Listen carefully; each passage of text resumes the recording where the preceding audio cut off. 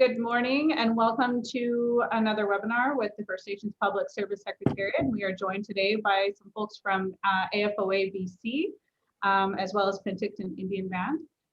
My name is Selena Dorme. I'm the Manager of Engagement Capacity here at the FNPSS. I'm also a member of the Tsleil-Waututh Nation here in North Vancouver, and I'd like to recognize that I'm joining you today from our offices in West Vancouver on the unceded territory of the Musqueam, Squamish, and Tsleil-Waututh peoples. Today's webinar topic is going to be on COVID-19, planning and reporting in unprecedented times.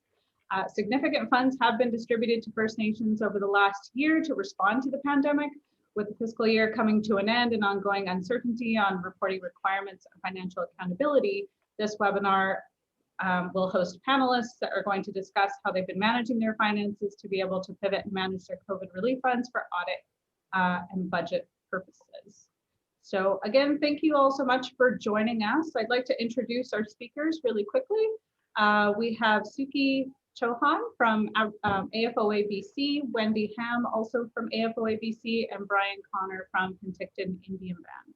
So thank you to our panelists for joining us, sharing this good information on what's needed at the end of the fiscal year. I'm going to go ahead and hand it over to Brian first, I believe, if you're going to kick us off. Thank you, everybody. Good morning.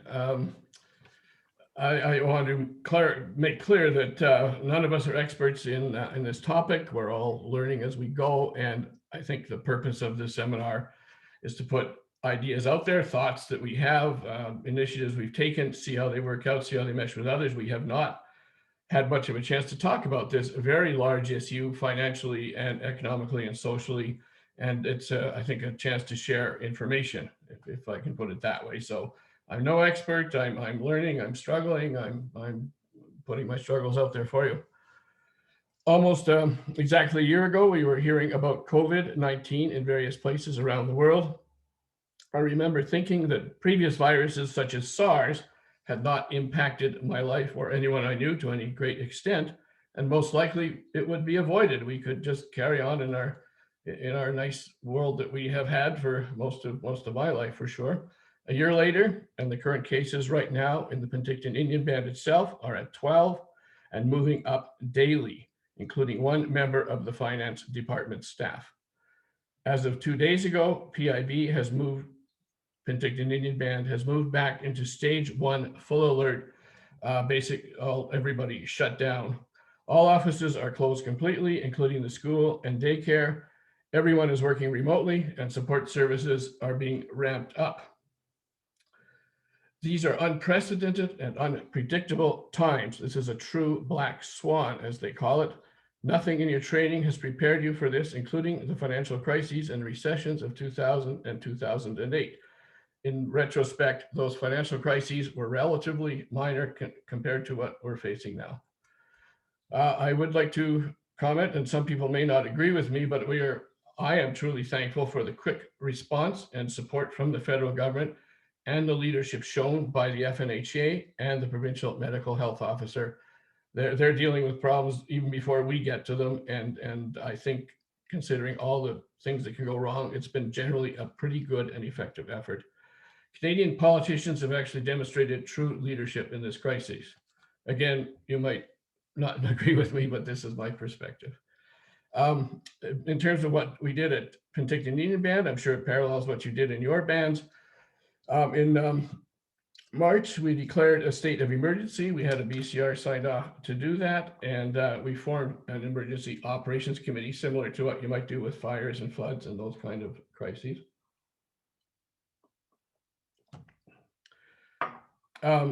The EOC consisted of all the senior managers and the CAO, about 11 staff. Most of the EOC work through the summer and through the winter until recently has been relatively routine, as active cases in the community and even in Okanagan in general were minimal.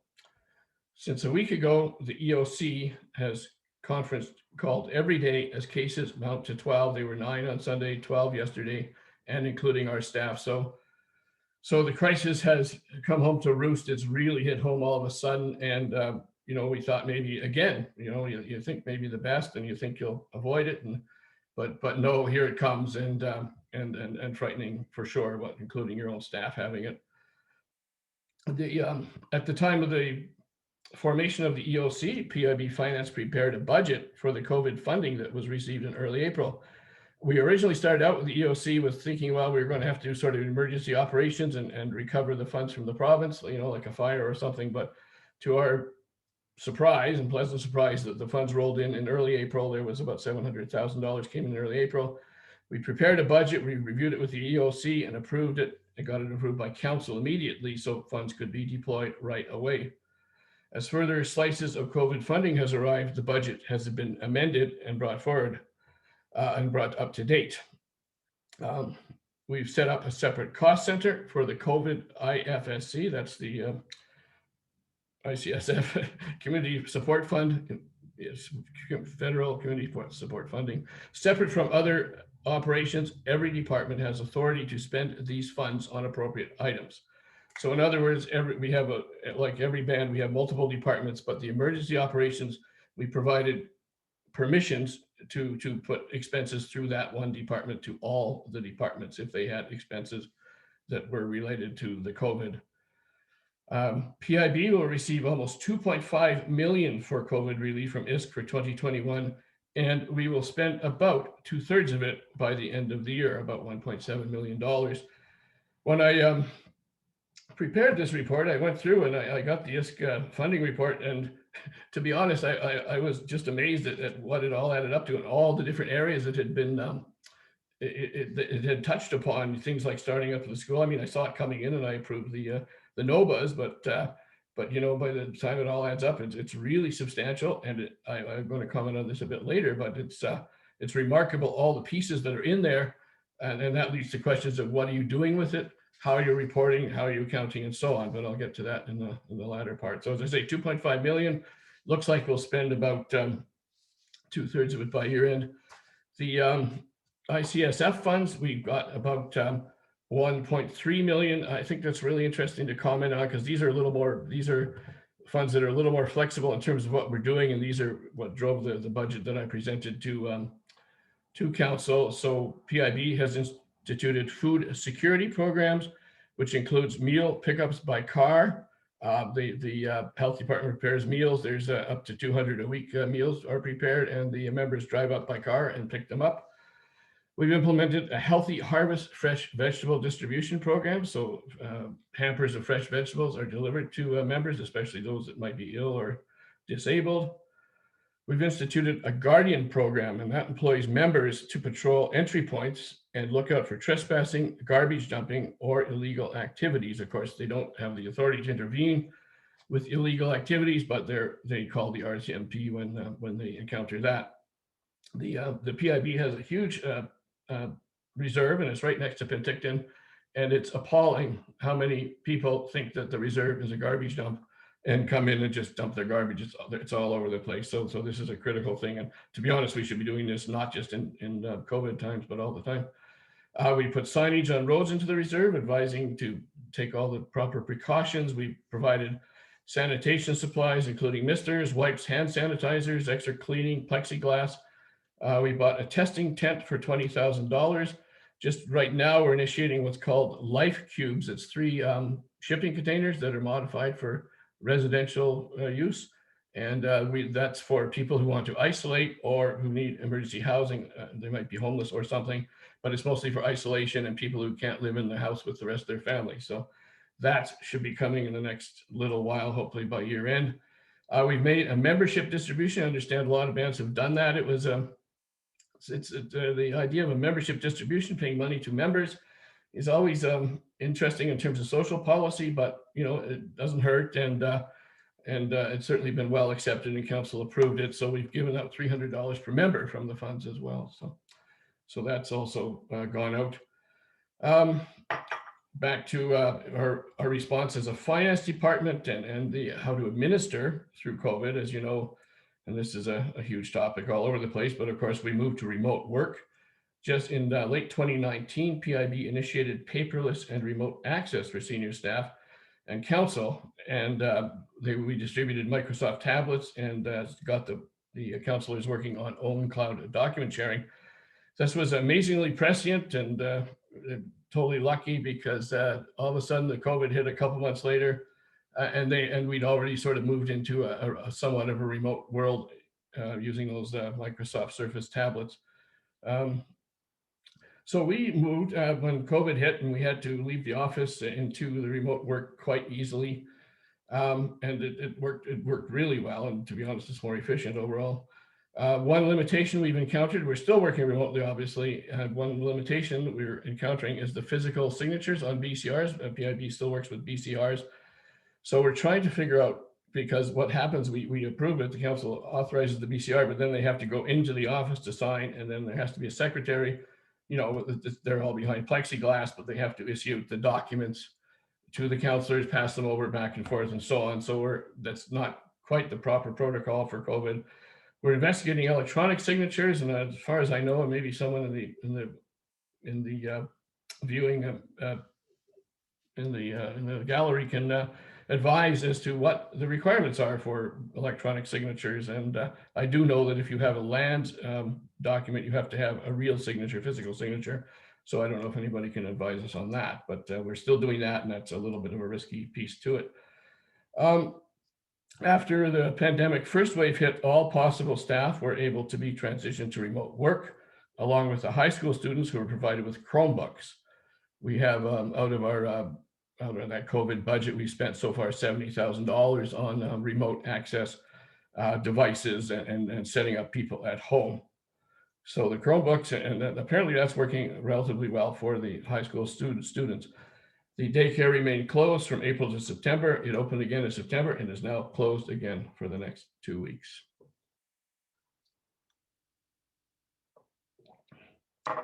I've got a section here on the financial processes, which is what concerns most of us here today.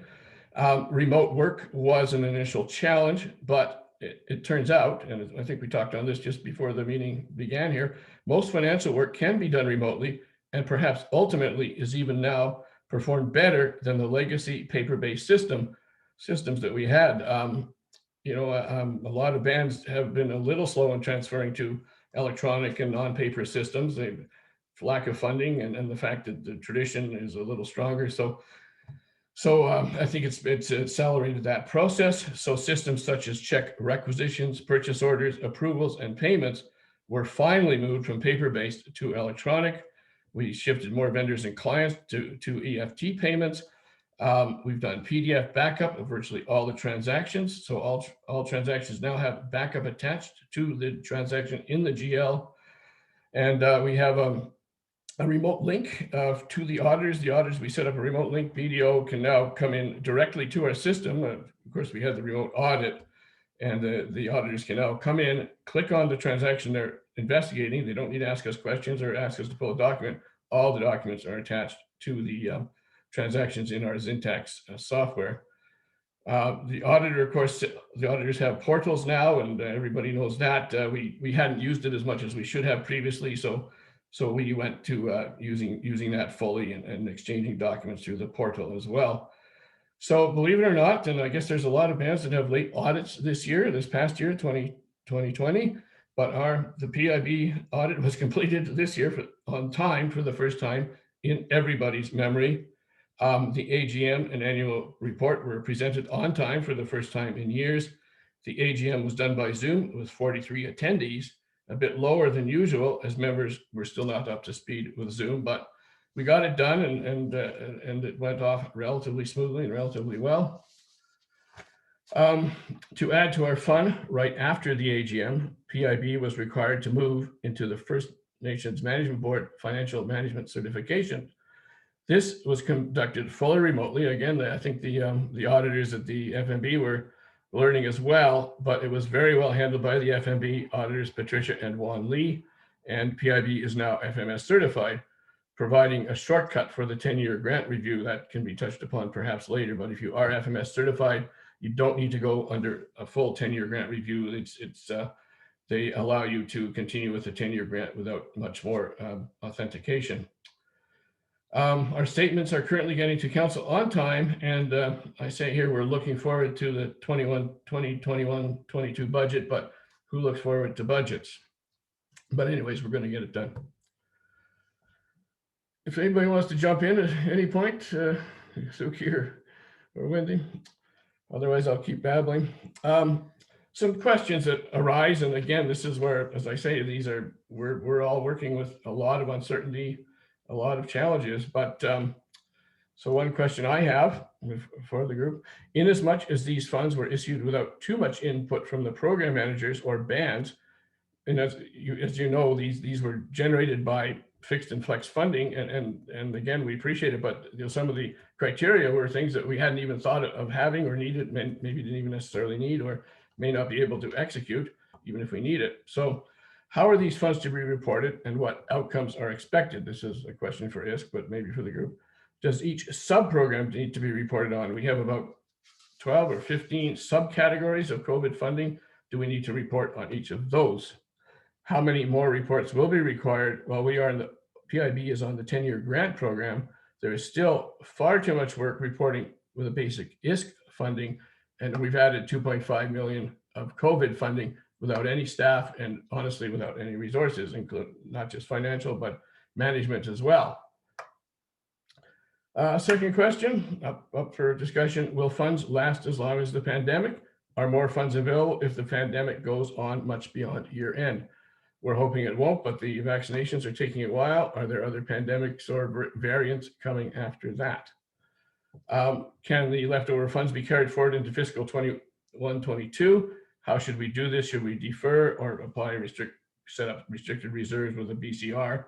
We have to perhaps get an answer from ISK. It did, as I reviewed the material, I found out that we can carry over the funding. I don't want to make that the last word on this, but there's various terms under the fixed and flex funding, which allows you to carry over as long as you're providing and delivering the basic purposes of the funding. It's a little more complicated than that, of course. But anyways, how do we do it, and which parts are we allowed to, and how do we verify this? So this is a whole other piece of reporting in addition to our regular audit. I've also come up with the thought: the next budget and all future ones should provide as large a provision for critical game-changing emergencies as possible. I have always built contingency funds into the budgets I have prepared, but I've never had to actually use them much. I usually put $50,000 or $100,000 in a contingency line, and kind of at the end of the year, we've got $3,000 in it, and well, good for us. And there you go, I got a bit of a surplus. But this is a whole different thing. I think we all need to rethink our contingency and emergency provisions for game-changing events such as pandemics. Then the next pursuing question is, where would the funds come from for this? Are we going to get funded for these kind of things, or is it again going to be a reactive situation? So I'm suggesting we prepare as much as we can in terms of contingencies and emergency provisions.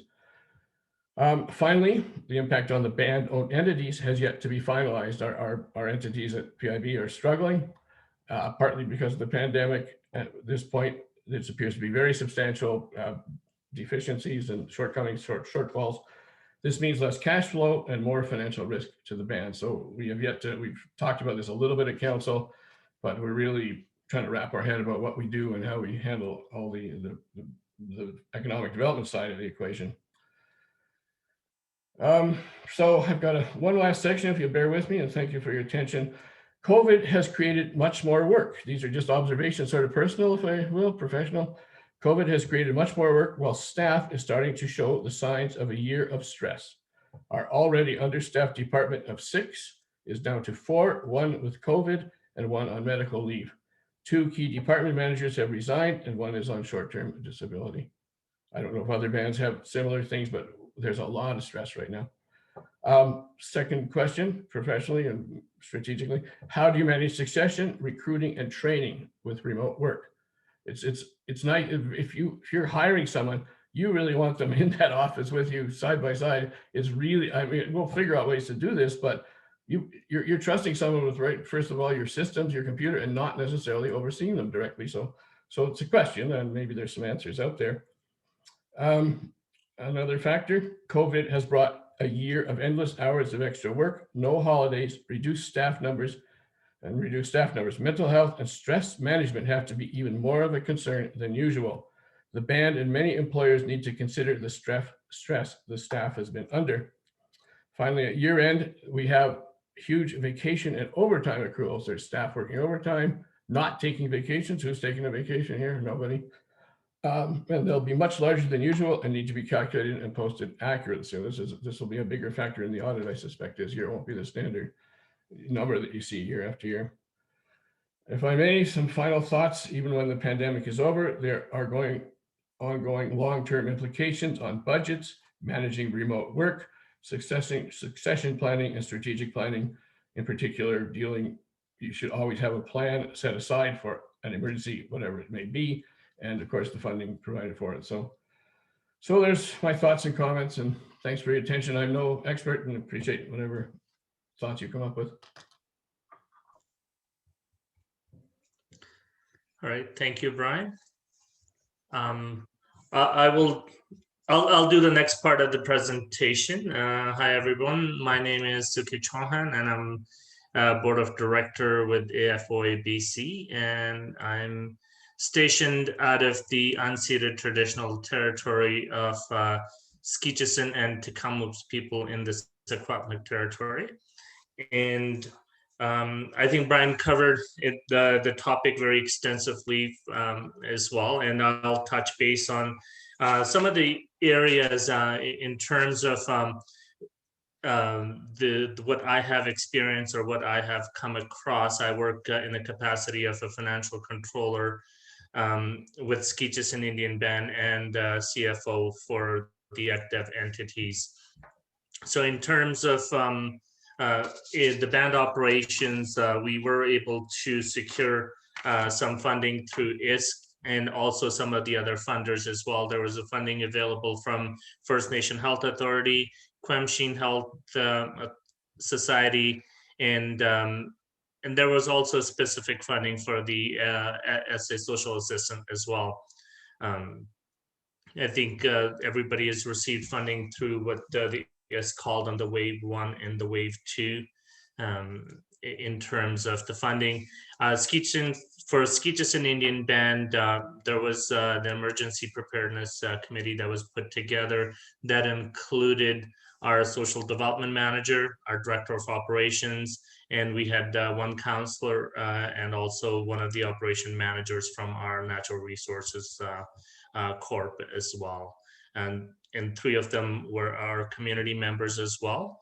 And as part of this process, I think one of the other things that we got to work on as well, also we updated our business continuity plan, because this was something unprecedented that we hadn't experienced in the past.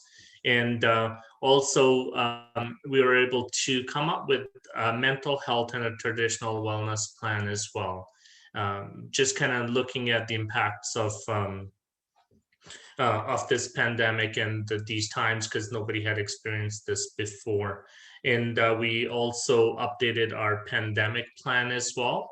We had one in place, but I think that was from the H1N1 era, and that wasn't such a global impact on our operations or anything like that.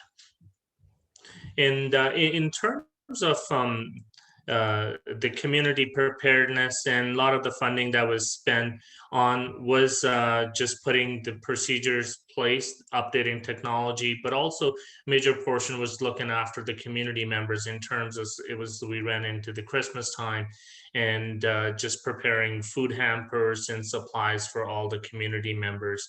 And we're also right now looking at just kind of our own food supply source as well.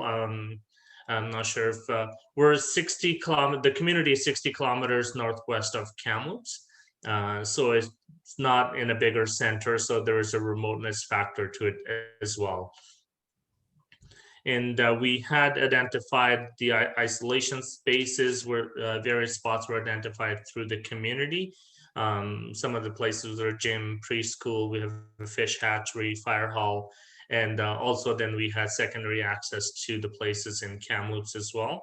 And in addition to the funding sources, we did receive in-kind donations for cots, pillows, and sleeping bags for the isolation areas. In terms of the active corps, there was a funding received under Stream 1 through the Indigenous community business funding of different levels based on your community needs. And also from the economic development side of things, we were able to partake in the wage subsidies and the CEBA loans.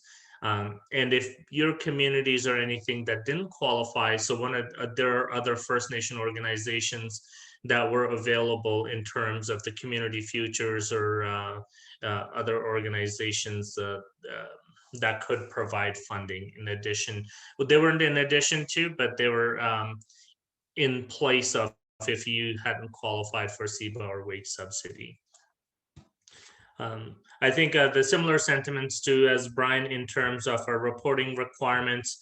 I think we did set up a separate department, so hopefully that'll be suffice for ISK, where we show the money coming in and money going out, because it does put a lot of pressure on our staff as well.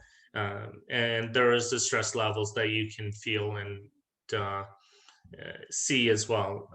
Throughout this process, similar to Brian's team, we did lose our finance manager as well. We're currently looking for a finance manager as well. And again, what the budgeting process looks like, we're putting together a budget for the 2022 fiscal, just looking at the information, and we'll have to put together, I'm not sure what other funding sources will be available on a continued basis. I don't know. Those are some of the unknowns. We don't know what that's going to look like and how long we will be in this state. And some other areas in terms of our remote workplace, that's some technology implementation that we've been working on. And again, I think this brings something in regards to succession planning. This is something that we have always, I think at different tables, we have talked about it, but I think this makes it more real in terms of just the impacts that this could have on the communities and the organization if we lose any of the key members. I think those were just kind of my points. And before I was preparing for this webinar, then I was thinking, what were we doing a year ago? I remember sitting in January and February, I'm looking at my conference schedule. Okay, I'm going to be here and here. We had a national conference that was scheduled in Halifax, and then we're talking about international conference or vacation plans, and things change quite drastically and quite fast. And we're all kind of working with what we have, and I don't think all of us have all the answers, but I think if we put together as a group, we can come up with the answers and deal with as the things come our way as they come. So I will pass on to Wendy Ham, so she can, all right, Wendy, it's to you. Yes. Hi there. Hi, everyone. My name is Wendy Ham, and I'm the Executive Director of AFOA BC. I've been in this position for about a year and a half now, and it's been quite the year and a half. So, and I want to thank Brian and Sukhi for their support with this presentation today. And yeah, so I guess what I want to start off with is, there is so many unanswered questions. I get that, from Brian and Sukhi, and we're always, wondering what's next and where's money coming from and what we can do with it and how do we have to report it. And we're busy in the background talking to Indigenous services and the variety of stakeholders to find out what's going on. But rest assured, Indigenous services has informed me or committed to me that, oh yes, there will be reporting requirements for this COVID funding. And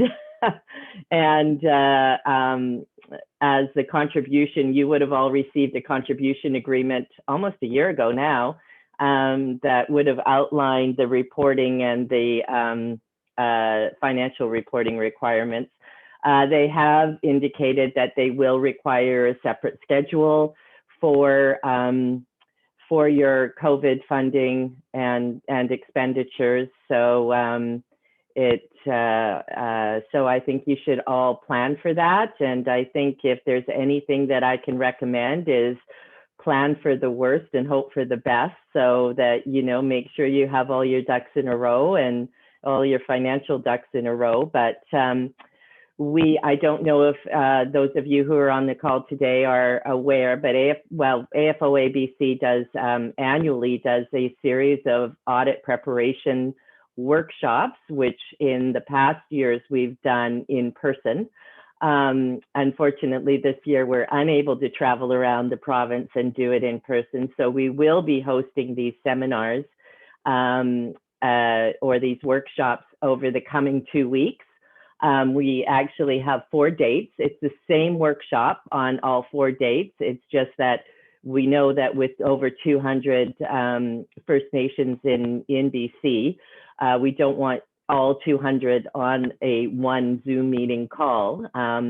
The way our audit prep, if you're not aware, the way our audit prep workshops work is that we do a workshop in the morning, and we have either Norm Gerdina, who is a board member of ours and works for RHN CPA, and Sukhi Chouhan also does our audit prep workshops, and they do that in the morning.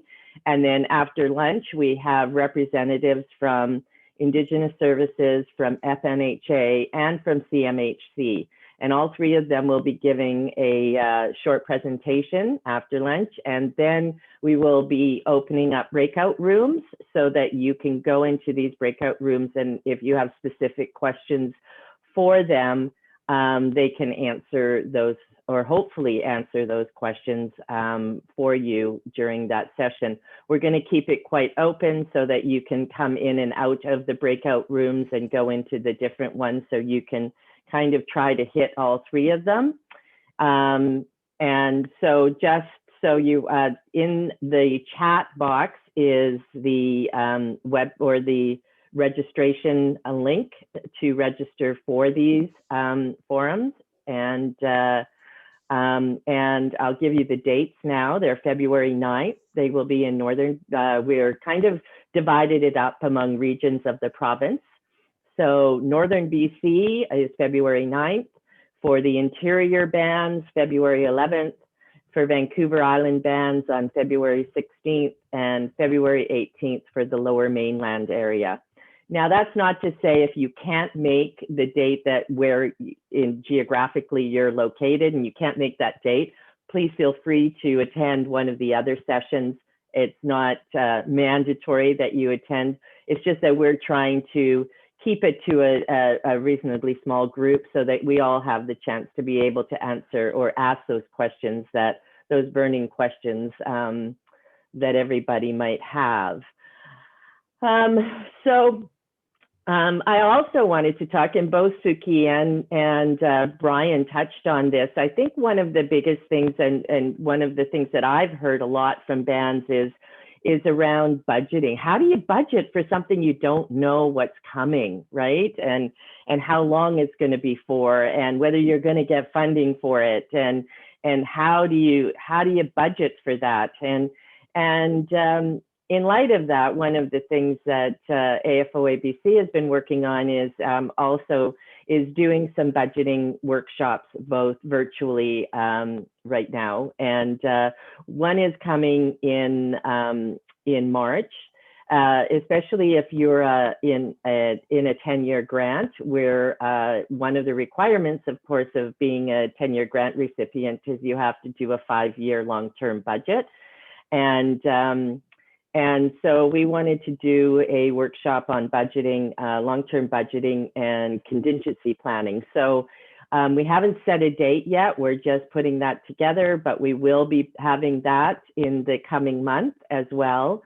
So that,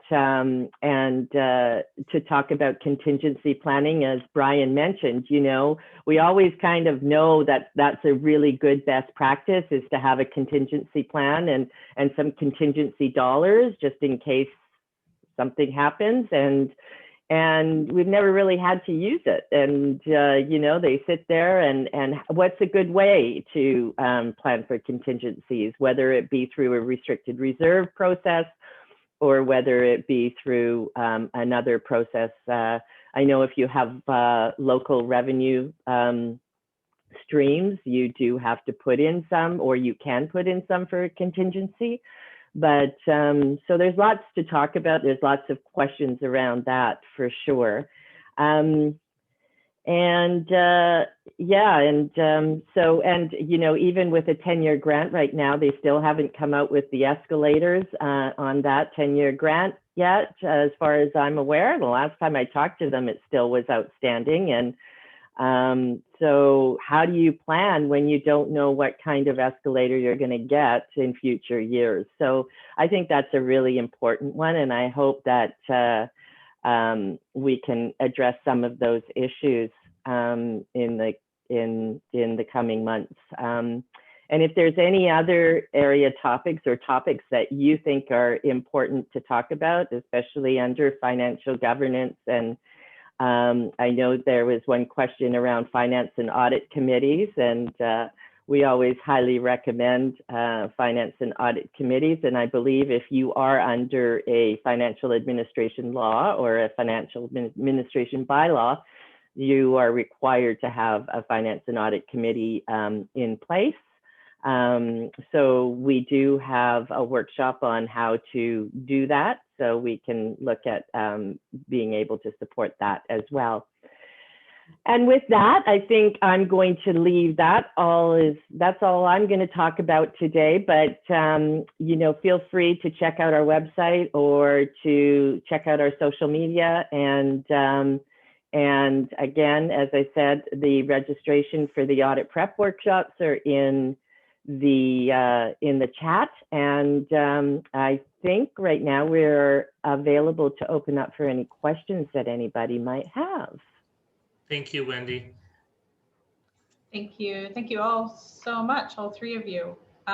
We do have, well, we have 20 minutes. We've allocated an hour to answer your questions. We do have a fairly smaller group today. So you can ask your question live by raising your hand, and we can turn on your audio and video. You can use the group chat or the Q&A dialog box to ask your question to any one of our panelists. There is a question in the Q&A specifically for Brian. Catherine, very interested in going paperless, would like to connect with you on that and chat a little bit further, which I would assume you're more than happy to do. So Here, I'll send her a letter. No, just kidding. Yeah, you have my contact information, and of course, yeah, we'd be glad to do that. But I have to give credit to our IT department. They're understaffed and under-resourced, and have got amazing work done, including we're basically totally paperless in so many areas where there was gallons of paper, reams and reams of paper before. So absolutely, I don't know how if you want to share my email somehow or however that works, so anytime. Yes, we can definitely do that. Anybody who registered, we have your contact information, so we can connect you to afterwards. I just want to reiterate the training that Wendy Ham had talked about. The registration link is in the group chat, so you can find out more information and register online through that. And we'll post it again too as well. Also, again, just to reiterate that this is being recorded and will be available on the First Nations Public Service Secretariat YouTube channel, which that link is also in the group chat as well. Jackie asks, Brian, you talked about the internet. Do you provide services to all of your homes? Oh, in the community? It's an excellent question. We're working on that. We don't provide it. No, everyone pays for their own, if that's the question. And the internet, the reserve is very large, and large portions of it are not covered properly with high-speed internet. So as we speak, we're working on an initiative to get some funding for that, and maybe start our own internet company to extend the internet services. That's interesting.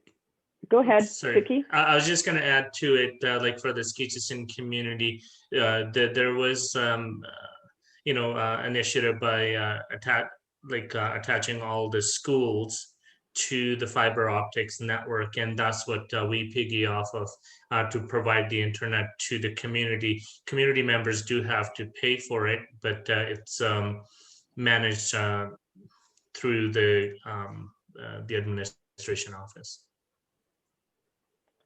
I thought that TELUS was doing a series of upgrading to more urban communities. And wouldn't you be considered a more urban community, Brian? Yeah, mostly it is the lower villages, but then it's PIB actually has one of the biggest land masses of any reserve in Canada, and so there's miles and miles of actual wilderness going to, up to things like Princeton and places like that, or almost that far anyway. Yeah. So and people do live there. So we're trying to figure out a way to get it a little farther than it is, rather than the lower village. So it's not quite urban, no. Yeah. As quite as that, but it's well, that's a whole nother discussion. Hey, that's a whole nother topic there, Selena. A whole nother webinar. Yeah, that's a good idea. It's really critical, and yeah, it's a real deficiency, especially now. If you don't have proper internet, it's like not having water and sewer, you know. Yeah. Yeah. We have somebody who'd like to ask a live question, so I'm going to go ahead and ask you to unmute. You should be prompted.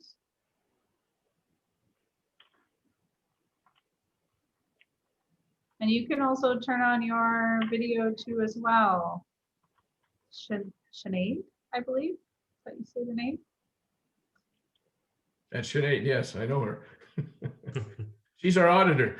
There we go. Yeah, I guess, Selena, thanks for the opportunity. I just wanted to, I know Sukhi and I know Brian professionally, we work on a couple of things together. And I think that it's definitely, the internet discussion is probably something a whole different topic, because typically that would have been seen as a luxury for so many band members. That's not the case anymore. And I think that has proved over the course of the pandemic that this is a vital lifeline for not just information, for education and for health, but really on the mental health side as well. Brian's finance team has done an amazing job this year, as he talked about during the audit, of keeping everything together. But, you know, he also talked about the fact that nobody has been able to take a vacation. So I think that having that access and having the resources available to help people, you know, navigate not just on our day-to-day, but also on the personal side thing too, I think is really critical. So I just wanted to add that thought and maybe just set a seed for a future topic for discussion too, because I think it's definitely worth talking a little bit more about. Thanks again for everyone's time today.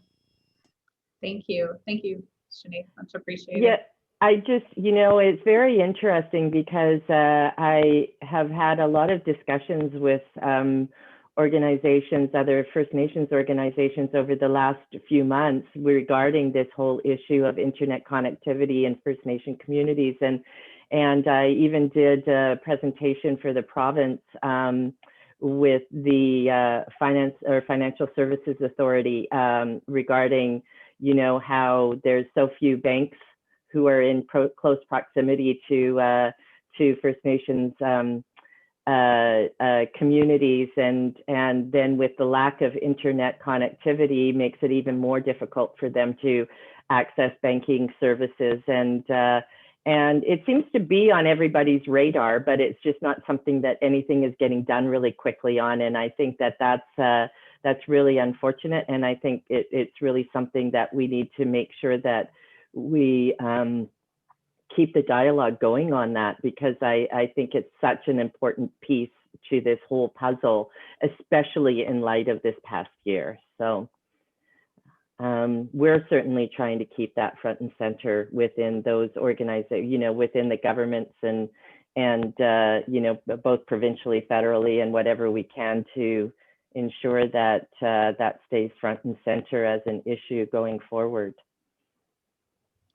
Completely agree. Thanks so much, Sinead, too, for raising that as well.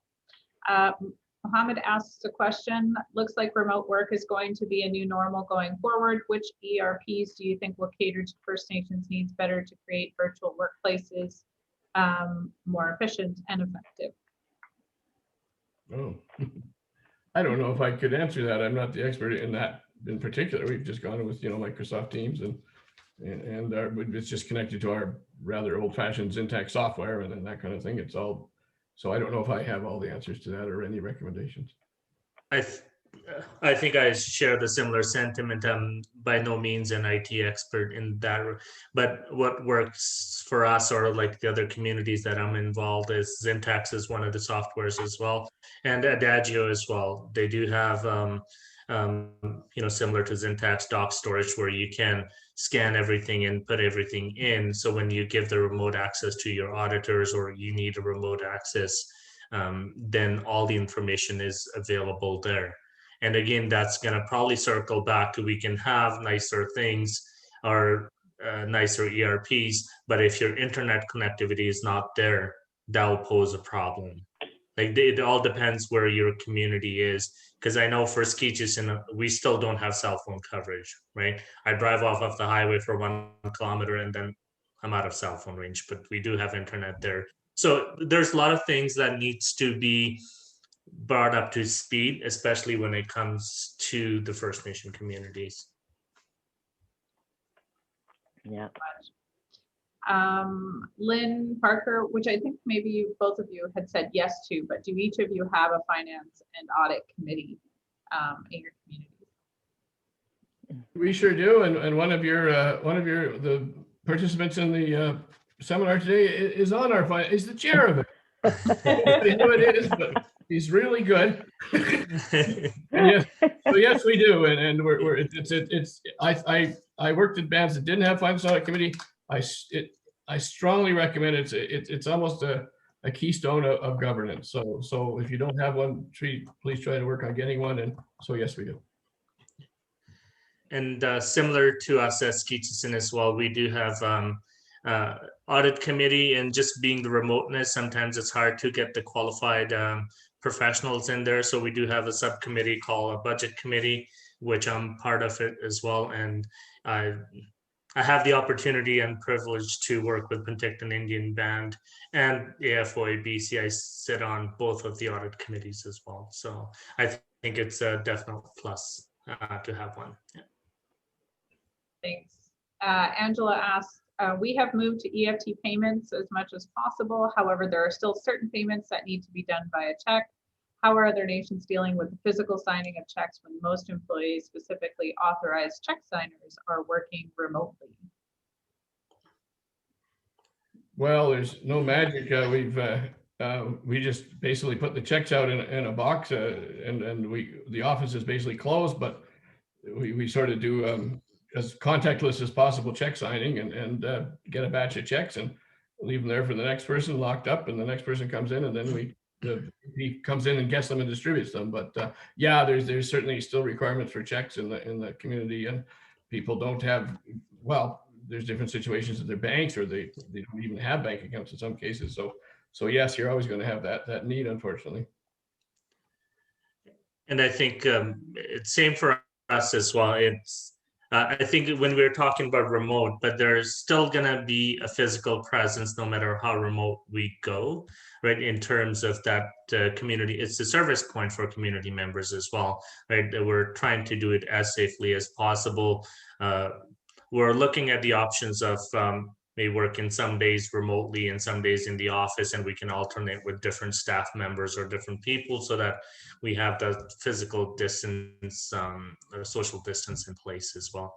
So those are all the new learnings as well as we go along. We're trying different things, and some things work and some things don't work, and we're all learning together. Yeah, I think we're never going to completely get away with completely, electronic payments, but you just have to try and be creative, I guess, a little bit, and make sure that that you can leave them in a box outside the door and get them signed and then give them back, right? Like, I mean, there's just it's a really difficult time for sure. Completely agree. Although for those folks who are used to paper and saving everything, filing everything away, this has probably been a very new challenging experience to let go of paper, embrace the electronic. I love it because I used to have stacks of paper that I was waiting for someone to file, and then they never got filed. And now I just I just leave them there, and I let the electronic record tell the tale, and as long as there's backup, it will keep doing that. It'll be fine. Yeah. And there are a lot of really amazing programs if you have the time and the energy, which I know a lot of us don't, but there are some amazing where you can use your cell phone, you know, to take a picture of your expense report and your receipts and send it on a workflow. And so there's lots of opportunities out there. It's just a matter of trying to find it and have the capacity to be able to set it up. So.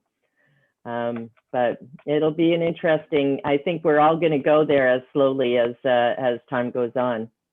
Yeah. Just one addition and one place where we haven't gone electronic, and it's a real kink in our system, and that's timesheets, payroll timesheets. Oh. Oh God! But at least we've got the PDFs. As a matter of fact, I said to my payroll person, I said, well, we've got to go electronic with this. You know, I have to have, you know, the timesheets you can enter on your phone, and Syntax will do this for us. We got to take some training and implement the system. But she said, oh no, it is electronic. I'm getting PDFs. Oh, okay. Well, I have to say though, I am optimistic because I did have to sign some papers for the bank the other day, and we were able to do that through electronic signatures. And I know that ISC is also being very gone to a more electronic signature signing, you know. So, you know, I mean, I've been using Adobe Sign for getting, because, you know, our board of directors is all around the province, you know, and so to get signatures, it's really quite easy to set up and to use the electronic signature process. And I have found that banks and Indigenous services and other, you know, they are starting to all accept those types of electronic signatures as a way of signing. So hopefully, if you haven't used it, you should check it out. It's really not that hard to do. What about the BCRs? Sorry to jump in, but what about the BCRs? Because I was trying to do some research on that, and one thing I saw was that agreements in regard to land need to be physically signed still. And I don't know if that still applies. I don't know if anybody knows anything about that. I don't know as far as the land signatures go. I would think that it would be a matter of just amending if you're under land code or something like that, it might be that you're able to amend your laws to be able to accommodate that. That is usually the way that if you want to go to electronic signatures, that you can amend their through your AGM or through an amendment to your laws. Excuse me. But most organizations, in light of this, is moving to that. Even CRAs for certain forms and certain things. As other part of my job is I do run a small business practice, and then they're allowing us to take some electronic signatures where there had to be physical signatures. So I think all those changes are coming as we're experiencing different things, and hopefully all the positives will stay and the other parts will go away in due time. We have just a couple minutes left. There's one more question, and then there's a comment. So Catherine mentions we were denied costs from working from home, use of personal cell phones, printers, paper, etc. How do you deal with costs from working from home? We reimburse people. Anybody puts in a claim, we take it out of the COVID funds for now. And yeah, like, you know, things like toners and cartridges and paper and all that, I put a little expense claim in.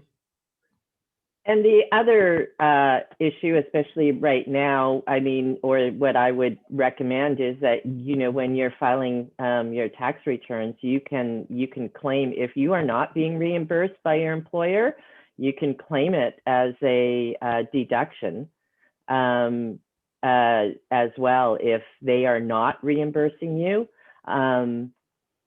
So you should take that into consideration. And I think that that's something that the organizations will have to take into consideration, right, as part of the budgeting. That'll come down to the budgeting process too, right, that we do budget.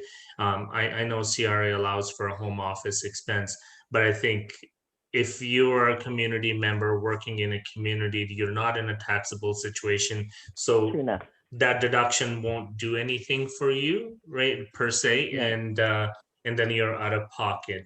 And Yeah, that's and true. I think it's something that we all have to explore what is reasonable. And I think there is a different guidelines out there.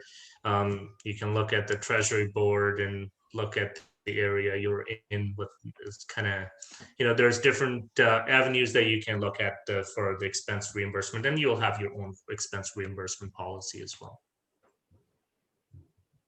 Thanks so much.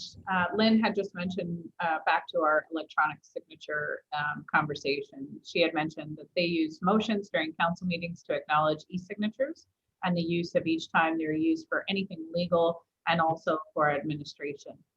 So thanks, Lynn, for sharing that. Yeah, that's great. Thank you. Yeah. We are about at the end of our time, and there's no other questions in the group chat. There was a comment about whether or not all the links that have been shared in the group chat would be shared afterwards. We will compile all of those in an email and send them to everyone who registered for today's webinar. I'd like to thank again our speakers for joining us today and sharing their expertise on the auditing, budgeting issues that are facing us within the next couple of months. Thank you all for joining us too as well. We will let you go and get to your lunch hour. I'm sure you guys are all nice and hungry right now by 12 p.m. Please be sure to check out the audit series that AFOA has going on. Again, we will share that information afterwards. Thank you all so much. Stay healthy and safe out there, and we will see you at another webinar. Have a great day. Thank you. Thank you for Thank attending. you. Bye. Thank See you. you guys. Bye. Bye.